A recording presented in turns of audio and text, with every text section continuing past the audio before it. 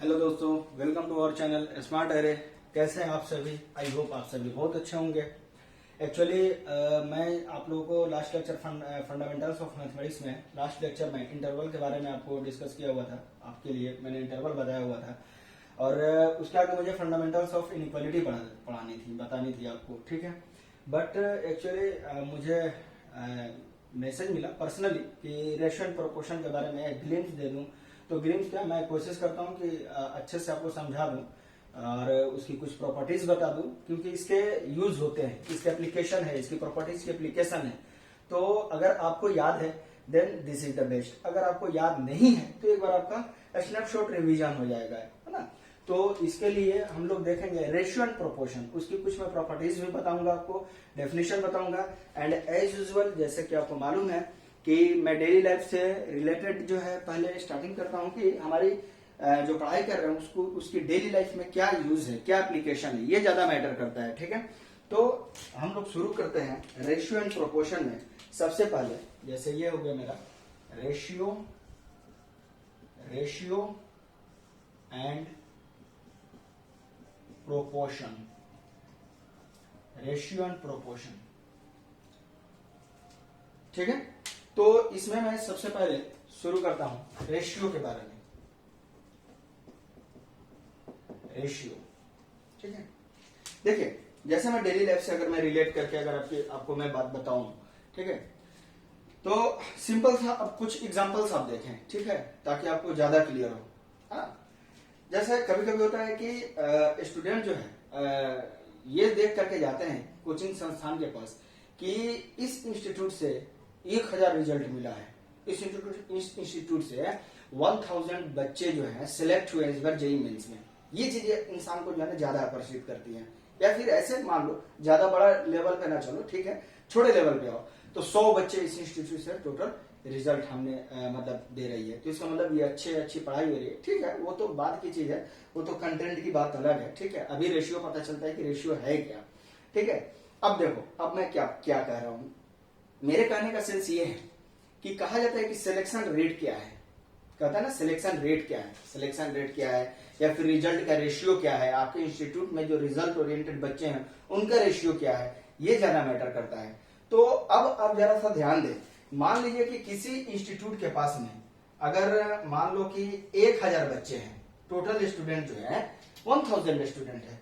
इन 1000 student में से 100 बच्चे जो है क्वालिफाई करते हैं। बात समझना मेरी, जरा ध्यान से बात समझना कि 1000 में से 100 बच्चे क्वालिफाई करते हैं और किसी इंस्टीट्यूट के पास मात्र जो है 100 स्टूडेंट है और उसमें से 20 बच्चे क्वालिफाई करते हैं। ये बात जरा सा ध्यान से समझना, जो मैं कह रहा हूं उस बात को बिल्कुल ध्यान से सुनना कि 1000 बच्चे हैं एक इंस्टीट्यूट के पास, उस और वो जो है जेईई मेंस के सारे जब फॉर्म डाले, है ना, रिजल्ट दिए, तो उसमें से 100 बच्चों का सिलेक्शन हुआ, ठीक है। और किसी इंस्टीट्यूट के पास टोटल पढ़ने वाले बच्चे जो जेईई मेंस स्ट्रीम में 100 बच्चे हैं, उसमें से 20 बच्चे जो है रिजल्ट दिए, 80 बच्चे फेल कर गए या फिर कट ऑफ पार नहीं कर पाए, ठीक है। और इसमें से 900 बच्चे नहीं कर पाए। तो होता क्या है कि आपको जो है दुनिया जो है ये दिखाती है, ये दिखाती है और ये दिखाती है, तो आप जो है इसको देख करके भागते हो। बात समझना मेरी, मैं क्या बोल रहा हूं, डीपली जरा सोचो। एक तो ये आपको मोटिवेटिव टाइप की भी बातें हो गई कि जैसे कहते हैं ना कि मोटिवेशनल लेक्चर, तो ये मोटिवेशनल लेक्चर की तरह भी बात हो गई। और बात रेशियो की भी आएगी, देखिए कैसे। तो अब देखो, बच्चे जो है या गार्जियन पेरेंट जो भी हैं वो ये देख करके जाते हैं, कह रहे फला इंस्टीट्यूट ने तो 100 बच्चे का रिजल्ट दिया हुआ है, यार अकेले 100 बच्चों का रिजल्ट देने वाला एकमात्र संस्थान, ऐसे सुनते होंगे, बहुत प्रचार ऐसे मिलते होंगे, आपको एडवर्टीजमेंट मिलते होंगे, है ना। और ये क्या है, ये 20 बच्चे दे रहा है, तो जाहिर सी बात है किसी को अगर पर्दे के आगे देखो, स्टेज पे देखोगे तो कोई ये देखेगा, पर्दे के पीछे तो कुछ दिख नहीं रहा है। बात समझना मेरी। तो होता क्या है कि सभी लोग इसके पीछे भागते हैं। लेकिन अब जरा देखते हैं सक्सेस का रेशियो क्या है, इसको जैसे कहता है ना सक्सेस रेशियो क्या है, सिलेक्शन रेट क्या है, ये कह देते हैं, है ना, सिलेक्शन रेट क्या है, ये सब चीजें जो वर्ड आते हैं वो जरा देखा जाए। तो एक बात बताओ, 1000 का 1000 का 10% जरा निकालो, तो 1000 का 10% कितना हो जाएगा, देखो 100। कुछ समझ में आ रही बात? यानी 1000 का 10% 100, यानी ये इसका जो रिजल्ट हुआ है वो कितना परसेंट रिजल्ट हुआ है, 10%।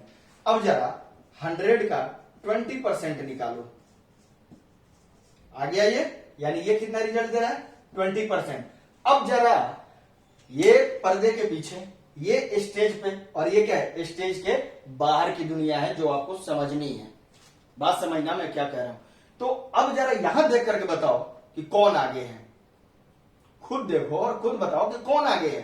तो ये आगे है, जिसको आप घटिया खराब कर रहे थे वो आगे है। तो ये क्यों आप इसको ध्यान देते हैं, लेकिन हमें ये नहीं मालूम होता ना कि कितने में कितना, ये ज्यादा जरूरी है।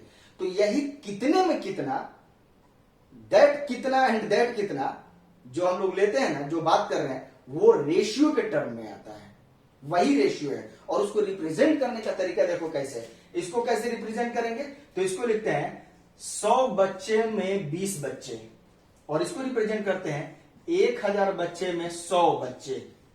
ये है रिप्रेजेंटेशन का तरीका इसका, कि 100 स्टूडेंट में से 20 स्टूडेंट क्वालिफाई हुए, इसमें 1000 स्टूडेंट में से 100 बच्चे क्वालिफाई हुए।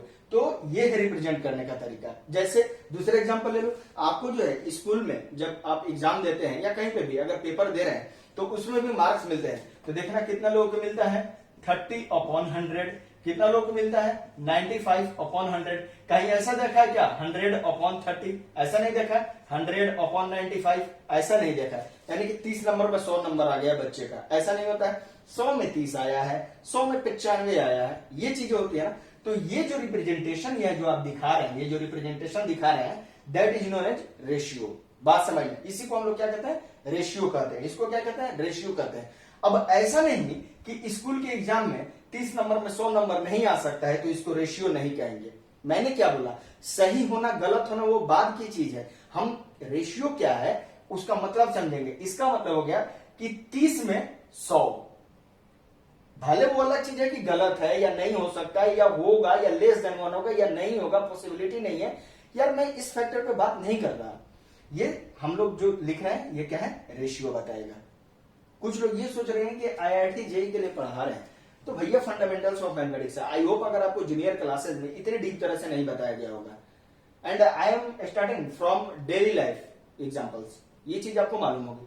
तो ये चीजें जरा ध्यान में रखनी है। अब जरा देखिए, तो यहां पे तो आपको पता चल गया। अब देखो कोई स्टूडेंट क्या करता है, अगर किसी इंस्टीट्यूट की तरफ से अगर 1000 स्टूडेंट का अगर रिजल्ट छाप दे, तो आप सोचिए कि आप कितना गदगद हो जाते हैं। अरे यार इसका तो इतना सिलेक्शन रेट है यार, गजब, इस बार तो इसने फाड़ डाला यार एकदम। अरे क्या फाड़ डाला, टोटल स्टूडेंट कितने थे, 5 लाख बच्चों को पढ़ा करके अगर 10,000 भी अगर वो रिजल्ट देना, फिर भी वो 200 बच्चे पढ़ा करके 40 रिजल्ट देने वाले से जो है ना पीछे है।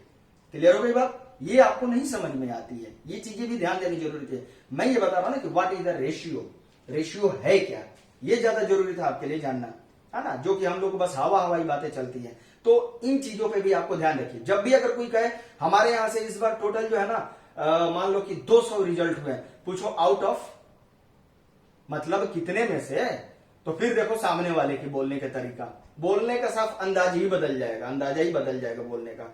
ऐसा तो नहीं ना 200 रिजल्ट दिए हैं, 200 रिजल्ट कितने में से दिए हैं, 200 में से दिए हैं। अरे भैया 100% कहां है, 100% नहीं है, 100% नहीं होता है। और अगर हो भी जाए तो उसको भी मैं रेशियो में दिखाने का तरीका बता रहा हूं कि 200 रिजल्ट हुए 200 स्टूडेंट में से, तो ये क्या है 1 आ रहा है। अगर इसको परसेंटेज में बदलेंगे तो क्या आ जाएगा, इंटू 100 कर देंगे, ये परसेंटेज में बदल जाएगा यानी 100%। तो ये रेशियो, प्रोपोर्शन, परसेंटेज, ये चीजें एक दूसरे से सब इंटर कोरिलेटेड चीजें हैं, ये सब एक दूसरे के साथ ही आते रहती हैं डेली लाइफ में, ठीक है। खैर छोटी से छोटी टॉपिक भी इसलिए लेक्चर थोड़ी लंबी हो जाती है ताकि आपको examples, problems, properties, definition, each and every एकदम बिल्कुल सलीके से, बिल्कुल फंडामेंटली आपको धीरे धीरे ग्रेजुअली इंक्रीज कराते हुए, है ना, जिसको कहते हैं एकदम बिल्कुल फेज मैनर वाली में, है ना, उसके हिसाब से आपको ले चलता हूं। बस इसलिए थोड़ी सी ज्यादा लगती है समय और लेक्चर लंबी होती है, बाकी और कोई बात नहीं। वरना लिखने को मैं भी शुरू कर सकता था, A/B is known as ratio of 2 numbers A and B, ठीक है, वो आप लिख सकते हो। वो जब आप IIT JEE के लिए प्रिपरेशन कर रहे हो तो आप लिख सकते हो, लेकिन जो लिख रहे हो उसका मतलब क्या है ये जानना ज्यादा जरूरी है, ठीक है। खैर तो यहां तो ये चीज हो गए। तो अब मैं जरा सा डेफिनेशन बता दूं आपको कि रेशियो जो है, डेफिनेशन तो आपने देख लिया। अब जरा सा मैं इसका एक सिस्टमेटिक वे मैथमेटिकली अप्रोच में मैं आपको बता दे रहा हूं कि कैसे हम लोग लिखते हैं। ठीक है, मान लेते हैं कि ए और बी दो मेरे पास नंबर है। मेरे पास एक नंबर ए है एंड एक नंबर जो है बी है ना। एक नंबर ए है और एक नंबर बी है। If A and B are two quantities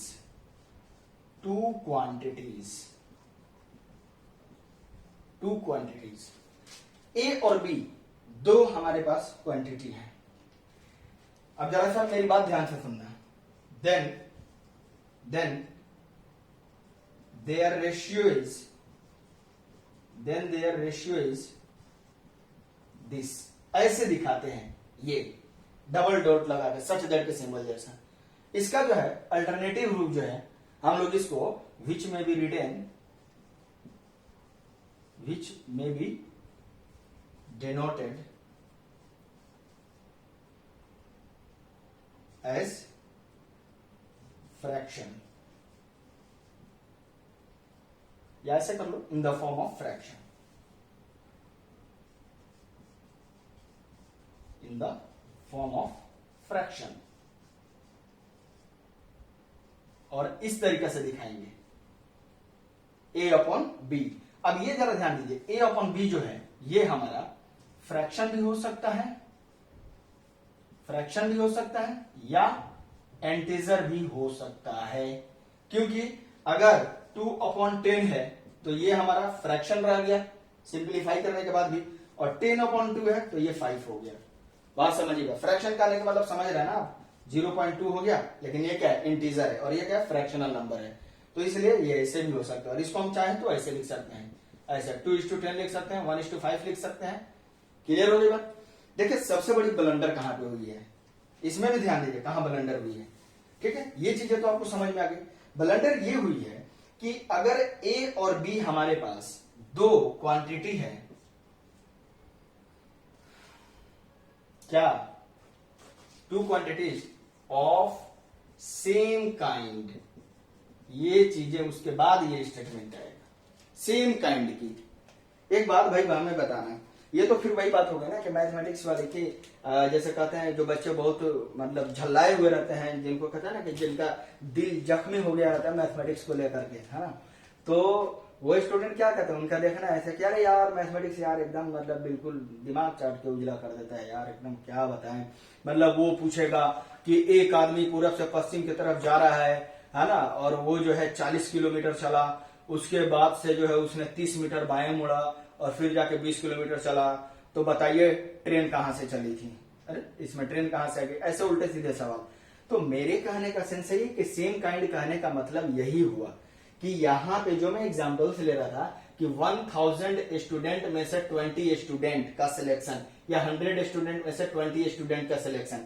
मेरी स्टेटमेंट पे जरा ध्यान देना भैया, अगर मैं बोलूं कि मैं 1000 बच्चों को पढ़ा रहा हूं तो ये हो गया, या 100 बच्चों को पढ़ा रहा हूं तो ये हो गया, बात समझ में आ गई।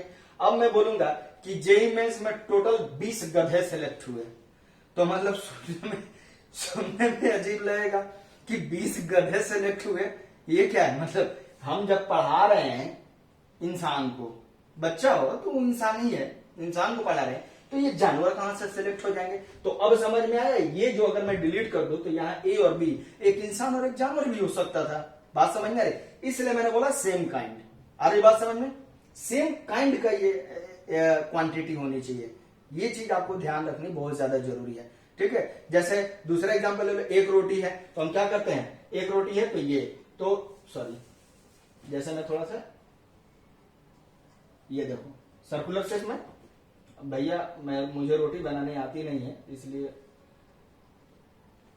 अब ये देखिए इसको क्या कहते हैं, ये सर्कुलर शेप में है तो ये क्या है, टोटल 4 इक्वल पार्ट्स है, तो ईच पार्ट कितना हो जाएगा, हम क्या कहते हैं कि ये 1/4 है। 1/4 का मतलब समझ रहे हैं कि ये पूरा का पूरा अगर एक पोर्शन है, एक पोर्शन अगर माने तो ये जो है उस पोर्शन का, पूरे एक पोर्शन का क्या है, 1/4 है। तो 1/4 का मतलब क्या हो गया, ये हुआ, और फिर क्या है, ये 1/4 है, 1/4 है और 1/4 है। क्लियर हो गई बात। तो एक बात ध्यान में रखो, अगर मैं इसमें से बात कर रहा हूं कि 4 टुकड़ा में से एक टुकड़ा लिया हमने, अब अगर कोई कहे कि अगर हमारे पास एक रोटी है उसका 4 टुकड़ा करेंगे तो बताओ चावल कितना किलो निकला। मतलब ये तो फिर जूता खाने वाली बात हो गई ना कि एक रोटी है 4 टुकड़ा करेंगे उसमें चावल कहां से निकल जाएगा। अब दिमाग मत लगा देना कि सर हमने रोटी के अंदर चावल ठूस के बनाया हुआ था, वो ऐसी चीजें नहीं है, ठीक है ना। तो बात समझ में आ रही है कि ये रोटी 4 टुकड़ा किया तो बताओ चावल कितना निकला, या ये रोटी तो बताओ चावल कितना निकलेगा। यही वाली कहानी हो रही है ना। नहीं, ये नहीं कह सकते, इसलिए same kind is most important. दूध में पानी मिलाते हो तो कहते ना कि दूध में पानी मिलाने का रेशियो क्या है, तो कहते सुनते ही हो यहां पे हो सकता है 100/30। देखो ये है लाइव एग्जांपल, अभी बता रहा मार्क्स में नहीं हो सकता है, यहां हो सकता है 100/30। क्यों? क्योंकि 30 लीटर दूध है तो 100 लीटर पानी है। वैसे एज यूजुअल सबके घर ऐसे यूजुअल का मैं बोला ही ना कि आपको डेली लाइफ से रिलेट करके मैथमेटिक्स में पढ़ाऊंगा, ठीक है। आप देखते चलो केवल। तो यहां ये पॉसिबल है या नहीं है? फिर तुम कैसे कह दिए थे कि पॉसिबल नहीं है? देखो चलते चलते हमें एग्जांपल मिला कि नहीं, चलते चलते तो खैर शाहरुख खान की थी मूवी वो, लेकिन यहाँ मैथमेटिक्स में भी आता है, ठीक है ना, चलते चलते, ठीक है। तो 30 लीटर दूध में 100 लीटर पानी, तो ये गलत है या सही है? सही है ना। तो क्या ये रेशियो नहीं है? अलग उस टाइम में बोल कर गया था कि हाँ ये रेशियो है। गलत होना सही होना ये अलग चीजें हैं। आ रही बात समझ में? ये यहाँ पे मैथमेटिकल रीजनिंग नहीं पढ़ रहे हो कि स्टेटमेंट किसे कहेंगे, सेंटेंस किसे कहेंगे, ये चीजें आपको ध्यान देनी है ऐसे, या मैथमेटिकल इंडक्शन आप नहीं पढ़ रहे हो, ठीक है ना। ये चीज आप ध्यान में रखिएगा, ठीक है। तो ये है रेशियो सेम काइंड का होना चाहिए। आगे बात समझ में? चलो, मतलब कोशिश आपको यही रखनी है, ठीक है। अब मैं आपको बता रहा हूं रेशियो के बारे में। जब मैं आगे बढ़ू तो रेशियो के दिखाने का अलग अलग तरीका है, ये मैं मिटा दूं। रेशियो को अगर हम चाहें तो कुछ अल्टरनेट फॉर्म भी है, हम वैसे भी दिखा सकते हैं। अब समझ लो जस्ट लाइक इसकी प्रॉपर्टीज कह लो या जो भी कह लो। जैसे देखो अगर a/b लिखा तो मैं इसको ma/mb भी लिख सकता हूं, na/nb भी लिख सकता हूं, ka/kb भी लिख सकता हूं, ऐसे लिख सकता हूं मैं। वेयर m n k ये सब नन जीरो नंबर्स होने चाहिए। अब मैं नंबर्स के बारे में बताया, नन मीन्स ना, जीरो, जो जीरो ना हो, तो जो जीरो ना होगा वो क्या हो जाए? अरे जीरो को छोड़कर बाकी सारे दुनिया के रियल नंबर, यानी कि क्या हो जाए? r-0। इस सेट की बात कर रहा है। क्लियर हो गई बात? तो आप किसी एक देखो ना, ये कैंसिल आउट हो जाएगा, फिर यही बचेगा ना सारा। तो ये एक पॉइंट हो गया कि a/b के बारे में अगर हम बात करेंगे तो ma/mb हम इसको लिख सकते हैं, ठीक है। अब जरा सा एक और बात ध्यान से सुनना। अब कभी कभी ऐसी भी बात आती है कि अगर दो रेशियो का कंपेयर करना रहे, दो रेशियो को कंपेयर करना है तो हम कैसे कंपेयर करेंगे? ये दूसरा पॉइंट, पहला पॉइंट था वो, ये दूसरा पॉइंट। दो रेशियो को कंपेयर करना रहेगा तो हम कैसे कंपेयर करेंगे? तो उसके लिए कंपेयर करने का तरीका मैं बता दे रहा हूं, आपको ध्यान देना कि कुछ ना करो, जब तुम्हें नहीं समझ में आ रहा है तो दोनों को सेम डिनोमिनेटर में ला दो, दोनों का डिनोमिनेटर सेम ला दो। तो जैसे कहने का मतलब मैं बता दे रहा हूं आपको। देखो यहाँ पे अगर बाई द वे कहीं पे लिखा हुआ है अगर 7/10, ठीक, और कहीं लिखा है 8/100, और आपको ये बात पता नहीं चल रही है कि भैया कौन बड़ा है कौन छोटा है, कंपेयर करना है तो कौन बड़ा है इसमें कौन छोटा है, ये पता नहीं चल रहा है, ठीक है।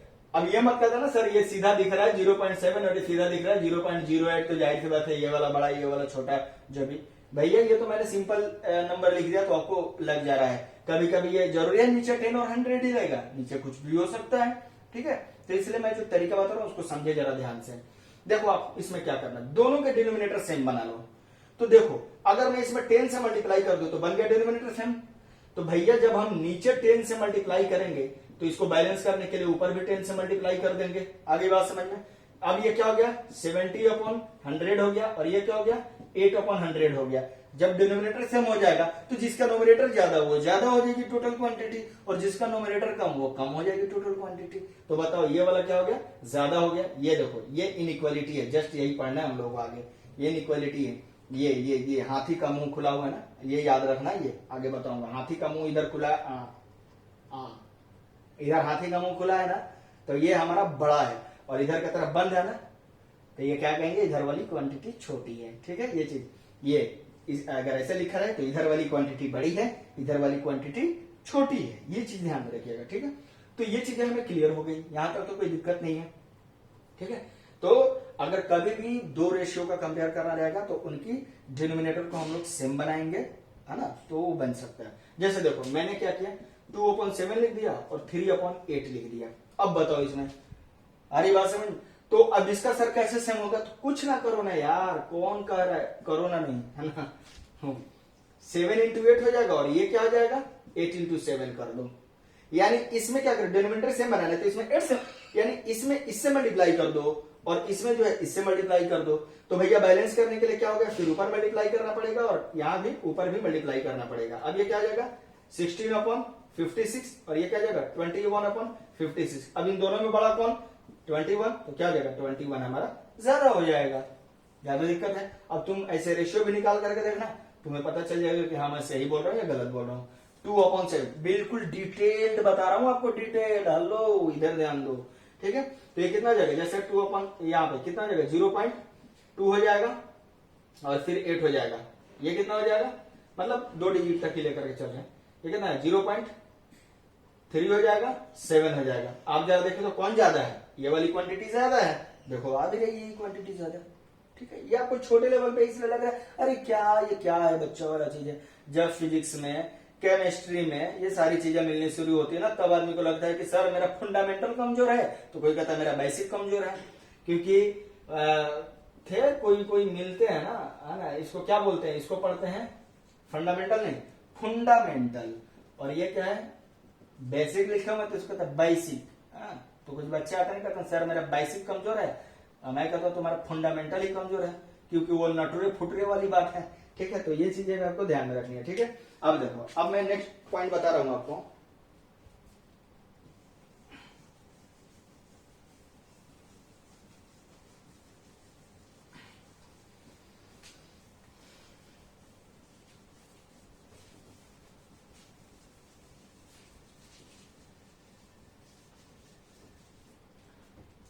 देखो बेटा, अब एक नेक्स्ट पॉइंट बता देना।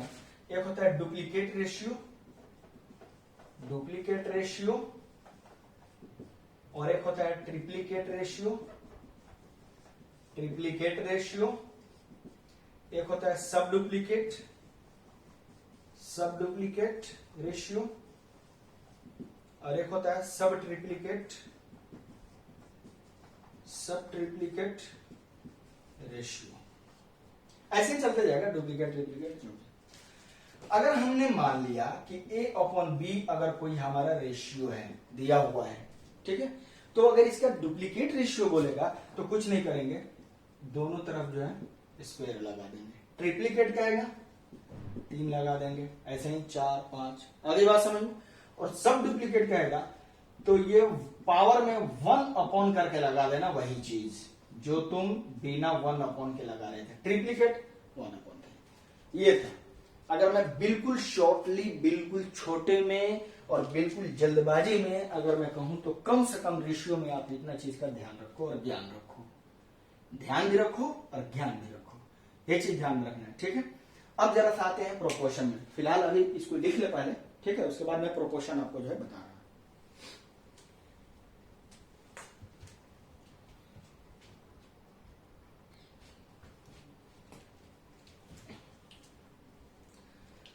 हाँ जी, तो अब ये देखिए प्रोपोर्शन के बारे में देखते हैं, ठीक है।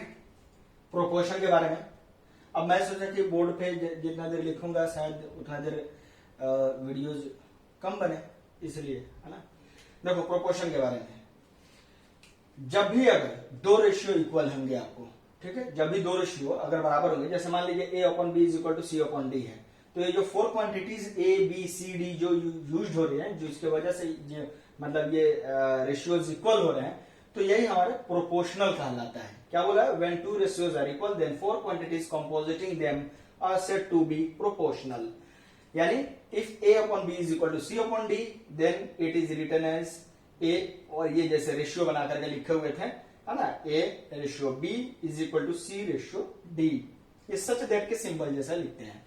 अब देखो प्रोपोर्शन को दिखाने का ये भी तरीका है, यानी ये जो इक्वालिटी है ना, इक्वालिटी को जस्ट लाइक हम लोग डबल डॉट एक ही साथ लगा करके दिखा देंगे। क्लियर हो गई बात, यहां तक तो कोई दिक्कत नहीं है, ठीक है। चलिए अब हम अगले पॉइंट पे आते हैं। इसमें मैंने नोट पॉइंट में लिखा हुआ है कि जैसे आप यूं इसको समझ लो कि A upon B is equal to C upon D। Clear है? अब जरा सा ध्यान देना, ये A B का रेशियो C D का रेशियो बराबर है, तो ये A और D को हम लोग एक्सट्रीम्स कहते हैं। एक्सट्रीम्स, जैसे इसमें देखो तो ये क्या है, बिल्कुल एक्सट्रीम पे है या नहीं है, जरा देखो, ये क्या है, एक्सट्रीम पे है, तो इसलिए इसको क्या कहेंगे, एक्सट्रीम्स बोलेंगे। और ये B और C को हम लोग मीन्स कहते हैं, तो ये जरा ध्यान में रखना, ये एक्सट्रीम्स है, ये मीन्स है। अब जरा इसको मल्टीप्लाई करो तो क्या हो जाएगा, A into D is equal to B into C. तो क्या है, ये एक्सट्रीम कहलाता है, ये भी एक्सट्रीम कहलाता है। तो ये क्या है, ये दोनों को मल्टीप्लाई करने के बाद क्या मिला, जो प्रोडक्ट मिला उसको कह सकते हैं ना product of extremes is equal to product of means. एक बात ध्यान में रखना है, प्रोडक्ट में और मल्टीप्लाइंग या मल्टीप्लाई में बहुत अंतर होता है। मल्टीप्लाई या मल्टीप्लाइंग जो कहते हैं वो एक ऑपरेशन है, अलजेब्रिक ऑपरेटर है वो, है ना। ये जो मल्टीप्लीकेशन जो हम लोग लगाते हैं ये अलजेब्रिक ऑपरेटर है, ठीक है, ये ऑपरेशन है। लेकिन जो ऑपरेट करने के बाद यानी A इंटू डी करने के बाद जो मिलता है AD, that is known as product. ध्यान में रखना है इन चीज को। ये अभी स्टार्ट कर दिया मैंने, अक्सर आदमी को पता चलता है सर साइन एक्स का differentiation cos x, e to the power x का differentiation e to the power x, ln x का डिफरेंशिएशन 1 अपॉन एक्स। सब गलत, सब गलत। क्या? तो फिर अरे ये खलबल्ली मच गई भाई। अरे महाकली, एक बात ध्यान में रखो, साइन एक्स का जो तुम डिफरेंशिएशन करो उसको डिफरेंशिएशन नहीं कहते हैं। साइन एक्स का डेरिवेटिव कॉस एक्स होता है, ln x का डेरिवेटिव 1 अपॉन एक्स होता है, e to the power x की derivative e to the power x होता है, कॉस एक्स की डेरिवेटिव माइनस साइन एक्स होता है। डेरिवेटिव होता है, डिफरेंशिएशन नहीं, because differentiation is the process but derivative is the result.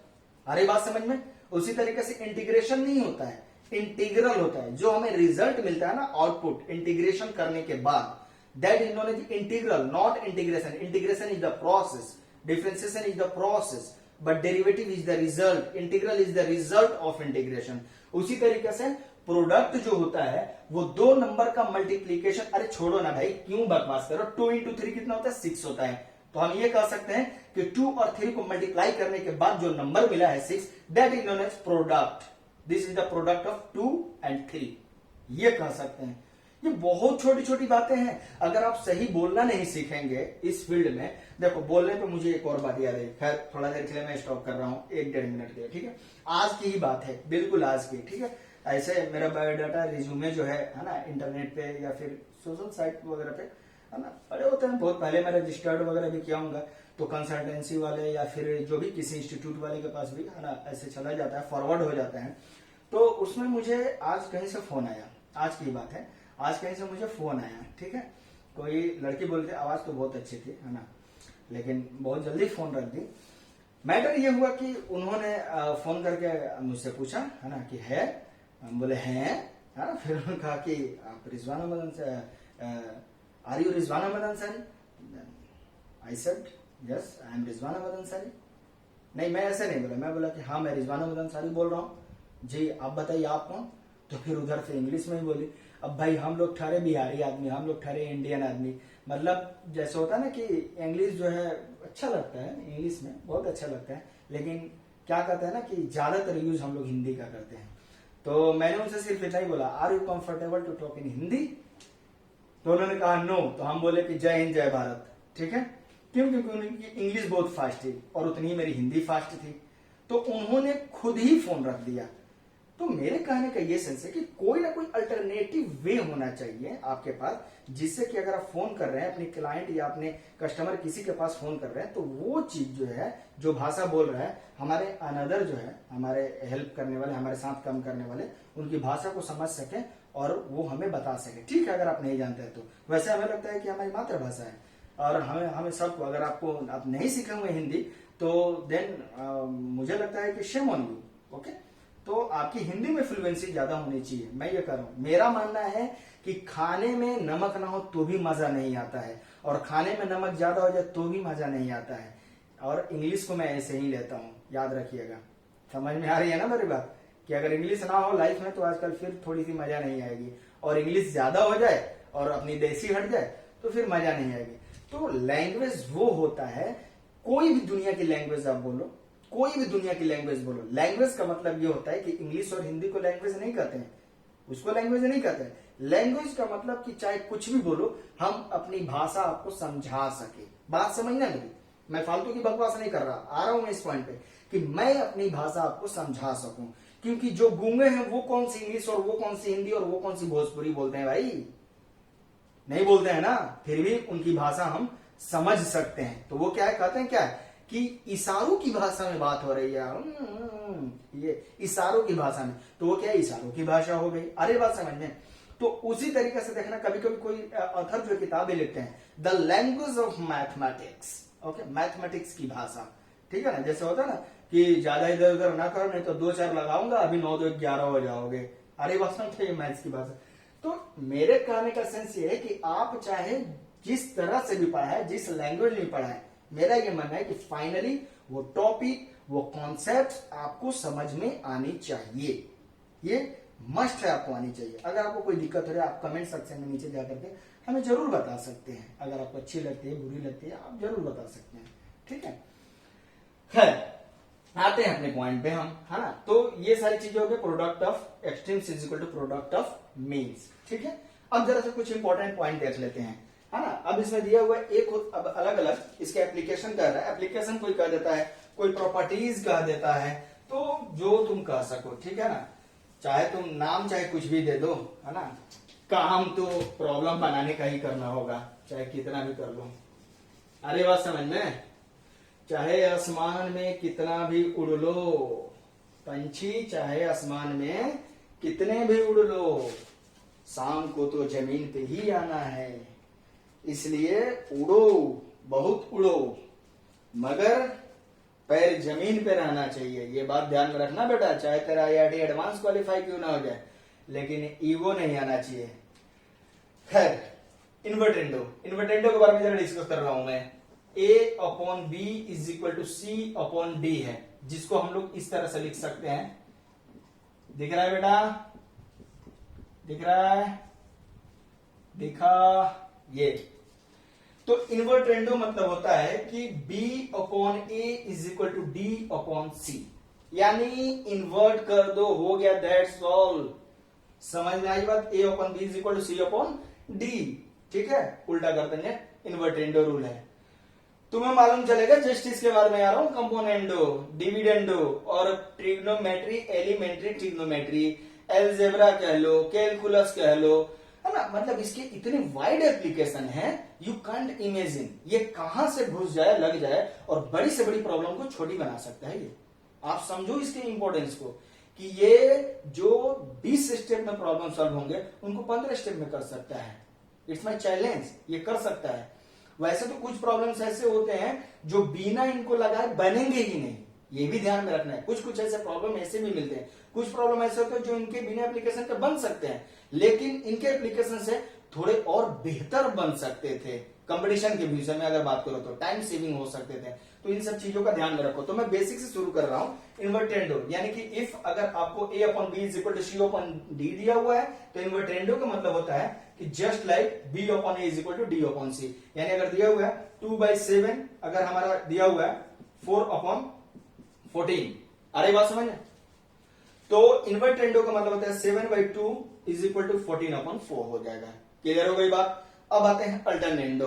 Alternendo का मतलब होता है कि A/C is equal to B/D। Alternate नहीं करते हैं, जैसे देखो कुछ मत करो यार, ज्यादा दिमाग लगाने की जरूरत नहीं है। B को इधर लेके चले जाओ, C को इधर लेकर के आ जाओ, बस मिला जुला करके सारी बातें वही है, वहीं पे है। अगर इसको रेशियो के भाषा में लिखता तो आप मोर कंफ्यूजन, यानी और ज्यादा आप कंफ्यूज कर जाते। जैसे इसको याद करते हैं, है ना, इफ दिस देन दिस, चलो ये तो याद हो जाता। अब थोड़ी सी मैं अगर इसकी बात करूं कि अगर इतना मैंने लिखा हुआ, अगर इसी को मैं जरा लिख दूं तो ऐसे, तो अब आप इसको रटते, अब इसको रटना पड़ता, ऐसे लिखने के बाद से अब इसको रटना पड़ता। कुछ नहीं, इसको इधर लेके चले जाओ, इसको इधर लेकर चले, इसको कहते हैं अल्टरनेंडो रूल, ठीक है। अब नेक्स्ट आता है इसमें कंपोनेंडो,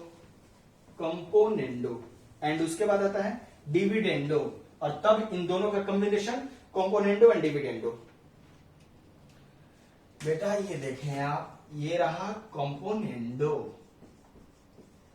देखिए कंपोनेंडो क्या है, a upon b is equal to c upon d अगर दिया हुआ है, then a plus b upon b is equal to c plus d upon, अरे भाई रुक जा, हेलो हेलो, हाँ हाँ हाँ, कुछ लोग शुरू कर देते हैं a plus b upon a minus b, componendo और डिविडेंडो नहीं लगा रहे हो। कंपोनेंडो यानी कि क्या करना है, न्यूमरेटर में डिनोमिनेटर को जोड़ देना है, न्यूमरेटर में डिनोमिनेटर को ऐड कर दो, ये है कंपोनेंडो।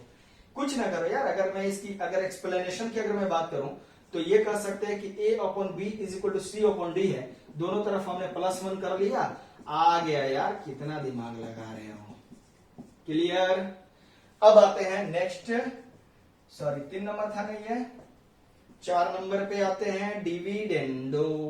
डिविडेंडो गुड, अगर a upon b is equal to c upon d दिया हुआ रहेगा तो डिविडेंडो हो जाएगा a minus b upon b is equal to C minus d upon d. Okay, अगर मैं इसकी एक्सप्लेनेशन की बात करूं तो मुझे देने की जरूरत नहीं है, आप बिल्कुल कर सकते हो। फिर बोलोगे सर मैं कर लूंगा, तो फिर अच्छा चलो बेटा कर देते हैं, चलो चलो चलो चलो, C over D minus 1 then a minus B over B is equal to C minus D over D. Clear है, तो ये है कंपोनेंडो रूल, ये है डिविडेंडो रूल, और दोनों को मिक्स कर दो तो क्या बन गया है कंपोनेंडो एंड डिविडेंडो रूल। ये भी ध्यान देने वाली बात है, यानी कि सी एंड डी रूल, मैं इसको अपनी शॉर्टकट भाषा में बोलता हूं। देखो तो जरा कंपोनेंट डिविडेंडो दोनों को जरा रेशियो लो, तो क्या हो जाएगा, ये हो जाएगा a plus b upon a minus b is equal to c plus d upon c minus D.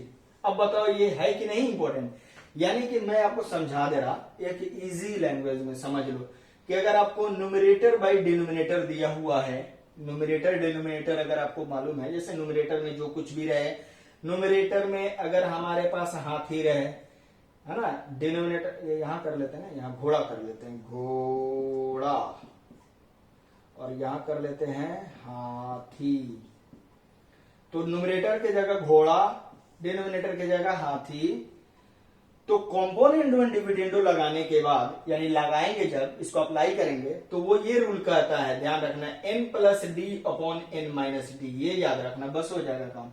अक्सर देखना, अक्सर मिलता रहता है sine theta upon cosec theta, या फिर मिलता है 1 plus ten square theta upon sine theta, ऐसे मिलते हुए रहते हैं, फिर उसको प्रूव करने रहते हैं, या एवरेज कुछ मिलते हैं, मे बी लास्ट में मैं आपको प्रॉब्लम्स इस पे 1-2 करा दूंगा, ठीक है। तो उसमें ये चीज ध्यान रखना है कि न्यूमरेटर में डिनोमिनेटर वाला ले जाके जोड़ना है, और डिनोमिनेटर में से नहीं घटाना है, n माइनस डी है, यानी न्यूमरेटर में से डिनोमिनेटर वाले को माइनस करना है। तो ये है कंपोनेंडो डिविडेंडो। 1-2 और ये 5वीं पॉइंट थे कंपोनेंडो एंड डिविडेंडो। 1-2 और इसमें पॉइंट है जो कि मैं अभी आपको दिखा दे रहा हूं, फिर आप नोट करते रहना। जो मैं आपको दिखा रहा हूं ये रहा, ये जरा ध्यान दियो, अगर a upon b is equal to c upon d is equal to e upon f is equal to dot dot dot, ये एबीसीडी पे मत ध्यान रखना कि एबीसीडी अल्फाबेट, मैं जस्ट लाइक नंबर्स के रूप में कुछ ऐसे सिंबल्स यूज कर रहा हूं, इसकी जगह कोई भी नंबर हो सकता है, कोई वेरिएबल के साथ लगा हुआ नंबर हो सकता है। ये कह रहा है कि अगर ये रेशियो इस रेशियो के इक्वल है, ये रेशियो इस रेशियो के इक्वल है, तो क्या ये तीनों आपस में रेशियो बराबर है, तो हाँ बराबर है। फिर ऐसे करते हुए बहुत सारे अगर दिए हुए हैं, कोई बात नहीं है, देन इच रेशियो, यानी कि ये हर एक रेशियो बराबर हो जाएगा। अच्छा चलो एक काम करो, मान लेते हैं इसको लैम्डा मान लेते हैं, चलो लैम्डा सेम इज मान लिया, मान लेते हैं लैम्डा, तो then lambda is equal to, देखो कुछ नहीं करना, सम ऑफ न्यूमरेटर कर लो, यानी a plus c plus e plus dot dot dot dot जो भी आगे रहता है, सबका न्यूमरेटर का सम कर लो और सबका डिनोमिनेटर का सम कर लो, सबका डिनोमिनेटर का सम कर लो, ये सब बराबर होंगे। नहीं समझ में आ रही बात, जैसे a upon b is equal to इतना होगा, c upon d is equal to इतना होगा, e upon f is equal to इतना होगा, वैसे ही आगे बढ़ते जाएंगे, वो सब ये सारे आपस में बराबर हैं, ये रूल कहता है।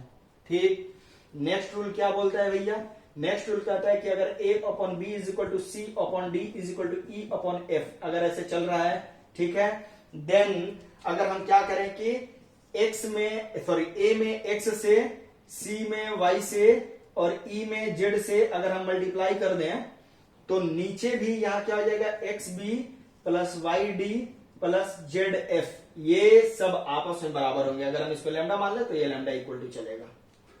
नहीं समझ में आ रही बात? अबे कुछ नहीं, ऊपर नीचे इसमें x से मल्टीप्लाई कर लो बैलेंसिंग के साथ, यानी फर्क भी नहीं पड़ना चाहिए वैल्यू पे, तो x अपॉन x कट जाएगा, फर्क नहीं पड़ेगा। अरे बात समझ में? तो यहां ध्यान में रखना, तो यहां क्या हो गया x x y y z z, ठीक है ना, x y z, क्लियर हो गई बात? तो ये चीज भी आपको ध्यान में रखना है। तो ये a upon b is equal to इसके होगा, c upon d is equal to इसके होगा, e upon f is equal to इसके होगा, है ना, हर एक रेशियो इसके बराबर होगी। And the last one is बेटा ये तो क्लियर हो गया होगा, ठीक है। मैं जरा इसको सिर्फ इसको मिटा रहा हूं, फिर आप नोट करना। And the last one is, अगर आपको दिया है a upon b is equal to c upon d is equal to e upon f, अगर ऐसे दिया हुआ है ना, मान लेते हैं कि लैम्डा है, मान लिया हमने लैम्डा, ठीक है, लौंडा नहीं कर रहा हूं, लैम्डा बोल रहा हूं, जरा ध्यान दियो, है ना। अब जरा देखो यहां पे ये क्या हो गया मेरा, x a की power n plus y b की power n plus y c की पावर n z e की power n upon x b की power n plus y d की power n plus z f की power n to the whole power 1 upon n। ये भी हमारा हर एक ratio equal होगी, ठीक है। अब आप इसे नोट कर लें, ठीक है। उसके बाद मैं आपको प्रॉब्लम्स इस पे एक दो करा दे रहा हूं, एंड देन आज की लेक्चर फिर यहीं पर रहेगी। फिर नेक्स्ट लेक्चर में आपको मैं पोलिनोमियल वगैरह के बारे में बता दूंगा, पोलिनोमियल इक्वेशन को कैसे सॉल्व कर सकते हैं। Next lecture is most important, अगर आपको पोलिनोमियल वगैरह के लिए सॉल्व करना है इक्वेशन वगैरह को, मैं उसमें एक दो थ्योरम भी बता दूंगा। एंड देन हमारी तब नेक्स्ट लेक्चर जो है फंडामेंटल्स ऑफ इनइक्वालिटी से शुरू होगी, ये चीज ध्यान में रखिएगा, ठीक है। तो आप इसको नोट करें, एंड देन मैं प्रॉब्लम लिख करके और आपको मैं प्रॉब्लम सॉल्व कराता हूँ, ठीक है, ताकि एक दो प्रॉब्लम है कैसे कॉम्पोनेंट हो डिविडेंड हो, ये ज्यादा इंपॉर्टेंट है, इसलिए तो कैसे अप्लाई करेंगे आपको एप्लीकेशन इसका मिल जाए, एंड देन आफ्टर दैट, है ना, तो इसको नोट करें आप।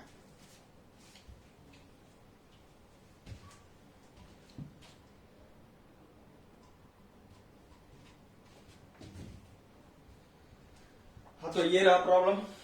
अब जरा देखिए, पहला प्रॉब्लम क्या है, if x is equal to दिया हुआ है positive square root 2a plus 3b plus positive square root 2a minus 3b, और इसी का साइन माइनस करके दिया हुआ है नीचे, है ना। ये चीज अगर हमारा दिया हुआ है तो इसमें कह रहा है हमें प्रूफ करना है कि 3b x square then prove that 3b x square minus 4ax plus 3b minus 4ax plus 3b is equal to 0 proof करना है। ये चीज ध्यान में रखिए कि ये अगर दिया हुआ है x is equal to then 3bx square minus 4ax plus 3b is equal to 0 proof करना है।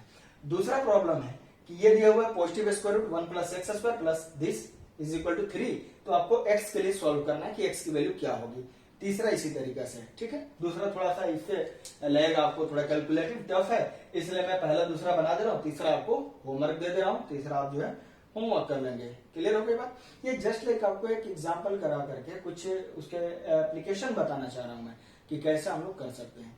देखिए जी, पहला प्रॉब्लम को अगर मैं सॉल्व करूं तो ऐसा हो सकता है कि क्या करेंगे, x की इतनी वैल्यू उठाएंगे यहां डालेंगे, x की इतनी वैल्यू उठा करके यहां डालेंगे, एंड देन उसको जो है एलसीएम लेंगे, स्क्वायरिंग करेंगे, ये जोड़, ये घटाओ, ये हटाओ, ये बाहुबली, ये महाबली, खड़, फिर क्या होगा लास्ट में, फिर भी इक्वल टू 0 आते आते मतलब देखेंगे, कभी तो लगता है कि आते आते बच गया, कभी लग रहा है ओ आ गया, कभी लग रहा है अब बस आने ही वाला है, ठीक है। उस सबसे छुटकारा पाने के लिए आपको देखिए यहाँ पे कैसे कॉम्पोनेंट और डिविडेंड से बन रहे हैं। अगर देखें हम x सही है तो क्या ये x अपॉन 1 है या नहीं है, तो हाँ है। तो अब जरा देखिए c एंड d अप्लाई करते हैं तो क्या हो जाएगा n प्लस डी, यानी इसमें जो है d को जोड़ना है, यानी कि क्या हो जाएगा x प्लस 1। तो इसी तरीके से इधर भी तो होगा कि 2a plus 3b plus 2a minus 3b, ये तो केवल n है, आ रही बात समझ में। तो क्या हो जाएगा प्लस में 2a plus 3b minus 2a minus 3b, clear. और फिर क्या है यहाँ अपॉन n माइनस डी होता है, तो ये n है, न्यूमरेटर x है, तो x माइनस डी, तो यहां क्या हो जाएगा जस्ट लाइक इसी तरह अगर मैं बात करूं तो 2a plus 3b plus 2a minus 3b minus 2a plus 3b minus 2a minus 3b। अब जरा एक बार मेरी बात ध्यान से सुनो, ये और ये क्वांटिटी सेम है और पॉजिटिव में है, तो क्या हो जाएगा बेटा 2 times of positive square root 2a plus 3b। और ये देखिए ये प्लस में है और ये प्लस माइनस माइनस, तो क्या हो जाएगा, ये कैंसिल आउट हो जाएगा। उसी तरीके से जरा ध्यान दीजिए, ये माइनस में है, ये कैंसिल आउट हो जाएगा, क्या बचेगा 2 टाइम्स ऑफ, तो 2 टाइम्स ऑफ नहीं समझ में आ रही बात, यहाँ 2 टाइम्स ऑफ क्या हो जाएगा 2a माइनस 3b, ये 2 और 2 भी कैंसिल हो गया। तो यहां जरा देखिए क्या बच रहा है, x plus 1 upon x minus 1 बच रहा है। ठीक है, यहां तक हमको कोई दिक्कत। अब हम क्या करेंगे, फिर से अगेन कंपोनेंट और डिविडेंडो लगाएंगे। क्यों, क्योंकि ऐसा नहीं कि रटा हुआ है, पहले तो बात ये कि सर रटा हुआ है इसलिए, ऐसा कुछ नहीं है। ठीक है, आप खुद सोचिए। ठीक है, यहां जरा देखिए, अगर मैं कंपोनेंटो और डिविडेंडो फिर से लगा रहा हूं तो ये क्या हो जाएगा, ये इसके साथ, समझ में आ रही बात, 2x हो जाएगा, नीचे आने के बाद x कैंसिल आउट हो जाएगा, मतलब हमारा काम बन सकता था। ठीक है, इसलिए मैं बोल रहा हूं। तो अगेन अगर हम कंपोनेंटो और डिविडेंडो का अगर हम केस लगाते हैं,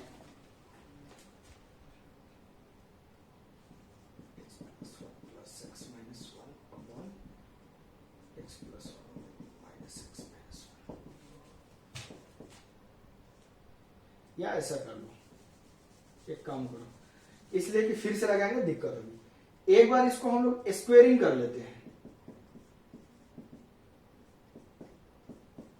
मैं इसलिए बता रहा हूं ना, ताकि यहां स्क्वेयरिंग करना मेरे लिए दिक्कत है, यहां क्रिएट हो जाती दिक्कत, है ना। लेकिन यहां स्क्वेयरिंग करना आसान है, क्यों, क्योंकि ये भी पॉजिटिव स्क्वायर रूट है, ये भी पॉजिटिव स्क्वायर रूट है। जब स्क्वेयरिंग करेंगे तो हमारा मामला खत्म हो जाएगा, तो ज्यादा आसान हो जाएगा। अरे ये बात समझ में, इसलिए अभी जैसे ही मुझे दिखा यहाँ स्क्वेयरिंग करने पे, बोला ना रटने वाली कोई बात ही नहीं। अब जरा यहाँ ध्यान दो, ये क्या हो जाएगा x square plus 2x plus 1, और ये क्या हो जाएगा x square minus 2x plus 1, ये क्या बन गया 2a plus 3b upon 2a minus 3b। अब यहाँ फिर से क्या करेंगे, सी एंड डी अप्लाई करेंगे। सी एंड डी अप्लाई करेंगे, क्या हो जाएगा x square plus 2x plus 1, फिर क्या हो जाएगा plus x square minus 2x plus 1, नीचे क्या हो जाएगा बेटा n माइनस डी, तो n पहले लिखो, तो न्यूमरेटर क्या है x square plus 2x plus 1 minus बिना ब्रैकेट के ना लिखना। ठीक है, आ रही बात समझ में, यानी कि x square minus 2x plus 1 is equal to 2a plus 3b plus 2a minus 3b upon 2a plus 3b minus 2a minus 3b।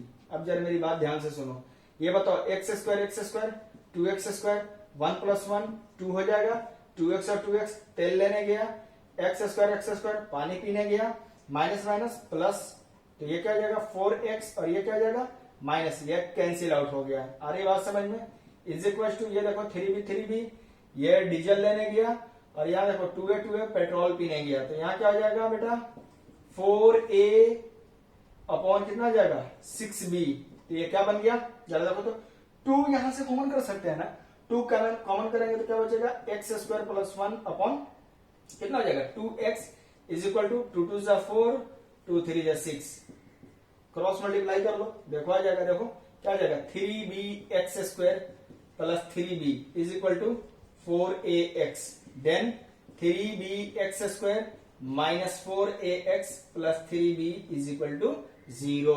आ गया, ये मिला लेते हैं एक बार, 3b x square minus 4x plus 3b square, that's all. अरे बात में अगर अब सोचो, अगर आप x की वैल्यू अगर वहां भरते, इसमें भर के तब इसको जो है प्रूफ करते इक्वल टू 0, तो उसकी कंपैरिजन में ये तो इजी है ना, होल स्क्वायर खोलना है, स्क्वायर लगाना है, ये सारी चीज। ठीक, आई होप, मुझे अब लगता है कि आप इसको भी एग्जैक्टली ऐसे ही आपको करना है। ठीक है, एग्जैक्टली आप ऐसे ही कीजिएगा, लेकिन एक्चुअली एक्स स्क्वायर है, तो मुझे इस बात का टेंशन हो रही है, या इस बात की मतलब एक्सपेक्टेशन, जो भी करें टेंशन, मैं बताऊंगा क्यों हो रही है। क्यों, क्योंकि एक्स स्क्वायर का टर्म आता है तो आदमी जो है ना थोड़ा गड़बड़ सड़बड़ करता है मैटर, तो आगे मैं मॉडुलस पढ़ाऊंगा तो उसमें क्लियर हो जाएंगे। तो ये चीज आप ध्यान में रखें, इसको बिल्कुल एग्जैक्टली ऐसे ही सॉल्व करें। ठीक है, ऐसे ही प्रोसेस करें, ऐसे ही बढ़े आगे, इसमें भी ऐसे ही बढ़े आगे, एक्स की वैल्यू दोनों से आ सकती है। इसमें एक्स स्क्वायर है, इसलिए मैं बता दे रहा हूं, अगर कहीं पे x square is equal to 4 आएगा तो mod x is equal to 2 ले लेंगे, then x is equal to plus minus 2 लेंगे। ठीक है, अगर इस तरह से आता है तो की बात करो, तो थोड़ा सा इस चीज को भी आप ध्यान में रखिएगा। ठीक है, देन आपका अब ये दोनों होमवर्क रहता है। ठीक है, इसकी value x square is equal to something आएगी, तो प्लस माइनस एक्स की 2 वैल्यूज हो जाएंगी। ठीक है, और यहाँ पे एक्स की एक वैल्यू होगी। तो ये रहा आज का लेक्चर रेशियो एंड प्रोपोर्शन का। ठीक है, अगर आपको वीडियो अच्छी लगी, अगर आपको समझ में आई, या अगर आपको आपका कोई सजेशन है, तो आप जो है कमेंट बॉक्स में नीचे जाकर के कमेंट बॉक्स में आप हमें कमेंट करके बताएं। अगर वीडियो अच्छी लगी तो आप लाइक करें, शेयर करें, और ज्यादा से ज्यादा इसको शेयर करें और इसको चैनल को सब्सक्राइब करें, ठीक है। क्योंकि आपका शेयर, आपका लाइक और आपका सब्सक्रिप्शन है मेरे लिए क्या कहते हैं कि इनकरेज करना होगा, ठीक है, कि जिसको ना प्रोत्साहित करना, ठीक है। तो मेरे लिए ये सबसे बड़ी बात है, ठीक है। अगर आप करें और भी वीडियोज आपको बहुत डीप, बहुत अच्छी मिलेंगी और मिलते ही जाएंगे, ठीक है। आप बस बने रहे चैनल के साथ, अपने दोस्तों के साथ मैक्सिमम टू मैक्सिमम शेयर करें, ठीक है। अगर आपको अच्छी लगती है तो देखिए, मैं अच्छा लगता हूं नहीं लगता हूं ये मैटर नहीं करता है। अरे बात है ना कि थोबड़ा अच्छा नहीं है तो ये वो बात की चीज आपको मेरे थोबड़े से पढ़नी है, थोबड़े से नहीं ना, कहने का सेंस है कि आपको जो पढ़ाया जाए वो चीजें ज्यादा समझ में आनी चाहिए। तो ये चीज ज्यादा ध्यान में रखना है कि ये स्मार्ट होना चाहिए। आ रही बात समझ में? देन आप जो है लाइक करें, वीडियो को शेयर करें और ज्यादा से ज्यादा इसके सब्सक्राइबर को बढ़ाएं, ठीक है। ओके, थैंक यू, अस्सलाम वालेकुम, नमस्कार, जय हिंद।